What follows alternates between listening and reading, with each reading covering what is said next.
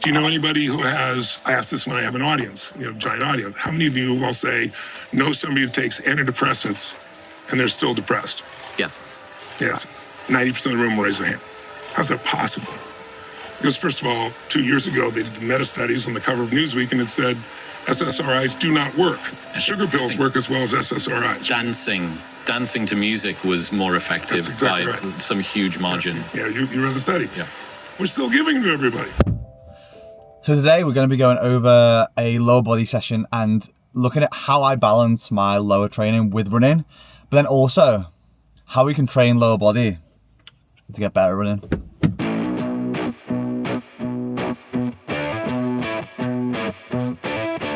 So we just finished doing 3 to 4 sets of the safety bar squat. Keeping RP a little bit lower. On these leg sessions, I'm not looking to go like RP 9 out of 10 or 10 out of 10 because the one thing I've got to keep in mind now is that I've got to run this evening or I'm going to have a run tomorrow. So I need to make sure that my recovery from these sessions is good. Like I'm not like I was when I was like 16, 18 years old where I'm chasing DOMs like it's a hot chick in the bar. I'm trying to mitigate DOMs the next day and just work on strength. And the main goal for me at the moment is just trying to keep leg size and quad size, not really make my legs any bigger. But I really like the safety bar squats. I feel like when I'm going through them I'm in a safer position, my knee feels better. It's working a lot more my core as well, which is what I need to work on to try and bulletproof my body for when I'm running. I feel like I can get in a better position. I don't need to make the load as heavy when I'm doing it, which also helps with avoid injury when I'm training legs as well. So safety bar squats is something that I put in the routine at the moment and it's staying for the future.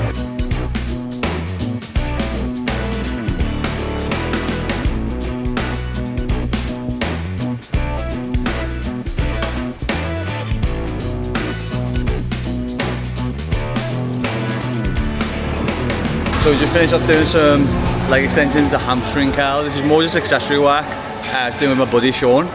But again, not going to failure. The one thing we're going to move on to now is some Bulgarians. I know it's everyone's pet peeve, you'd rather shit in your hands and clap, but doing some unilateral movements within the workout is really going to help with the running. Especially if you've got uneven sides, it's really going to highlight that and help strengthen the weaker side that you may have. And then I'll shoot you through some of the stuff that I do to bulletproof my legs, some of the stuff that I'm doing for rehab at the moment as well. Just because the plyometric stuff is really important because when we're running, it's never through slow range of motion. We're always moving quickly. There's a lot of weight going through the feet, so we do need to practice moving in different ranges and different paces.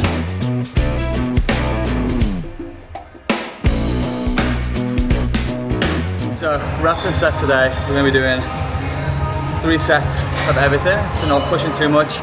Rep range is generally staying between like 6 to 8 reps apart from this. The first set is generally like a primer set anyway, so we're going a little bit lighter. And we have 2 proper working sets. But with this one, the Bulgarians, we're going a little bit lighter. Trying to get a little bit higher rep range. And just focus on that either side, making sure they're equal. Don't be a bitch.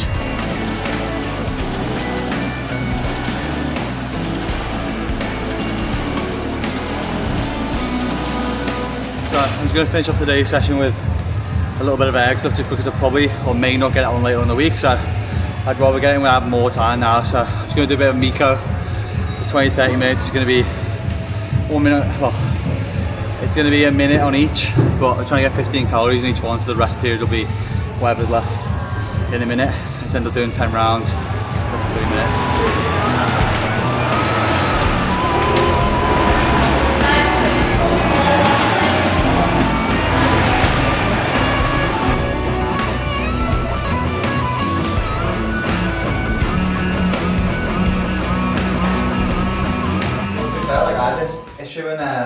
In Oz with the knee, yeah, and it was just a pain in the arse all the time, but then it seemed to go pretty swiftly. It was just, it hurt when I was mainly doing lunges and running like that. Forward lunges. Yeah. It's this one, yeah? Yeah, when I was running on Saturday, it was hurting. How far are you running?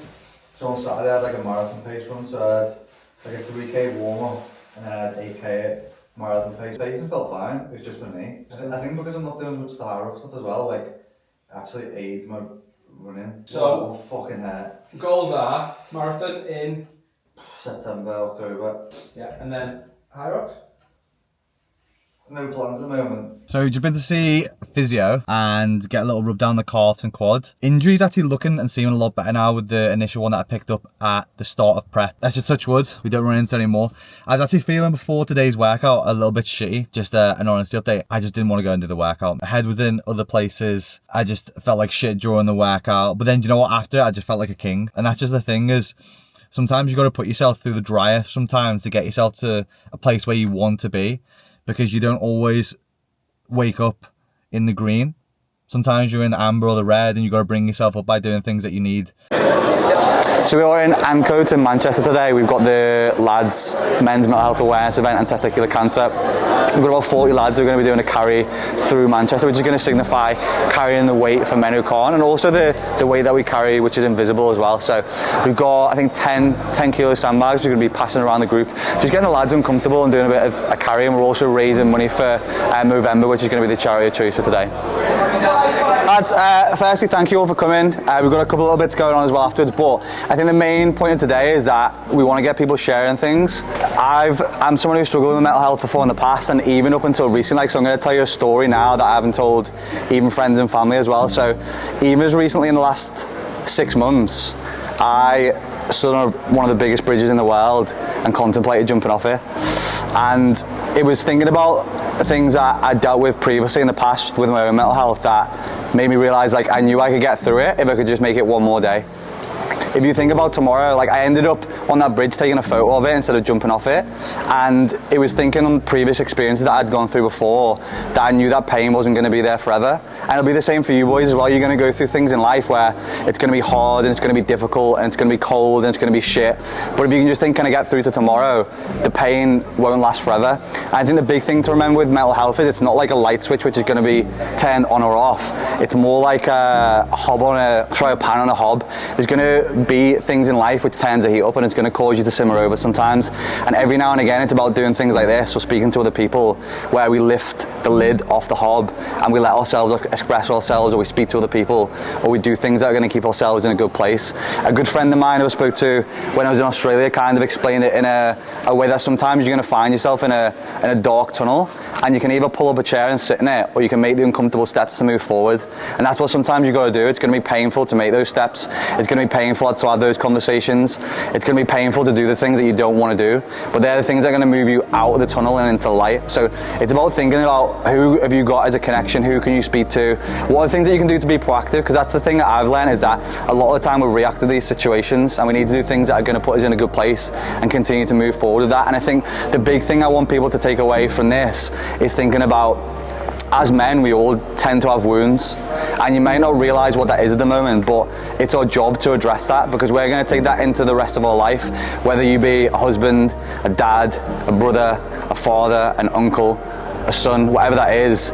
You need to show up for those people in your life as well. So it's important that you address the wound that you're probably carrying from some point in your life or from childhood, and you do the work to get through that and get over it as well, because then that's what's going to make you show up the best man that you can be.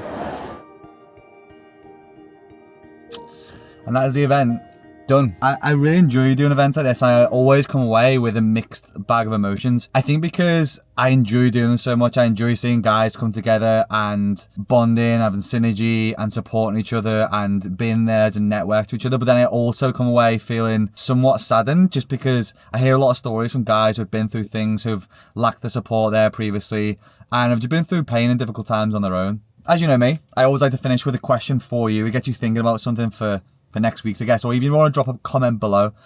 Where do you spend most of your time? Do you spend it, or where does your head spend most of its time? Do you spend it in the past, the present, or the future? I listened to my friend Chris's podcast this week, and it kind of spoke about how we live life in forward, but it only makes sense in reverse. It really got me thinking. But I hope you enjoyed this one. Also, when this is put out, I'm not sure what day it's going to be put out, but we are going to run another event just like this on the 24th of May at 9 AM in Manchester. We're going to increase the capacity because this previous one sold out. There may or may not be a link in the video below to find out more, but you will see more of it on my socials and Instagram as well. So feel free to get involved. Please drop out a like, please subscribe. I'll see you next one.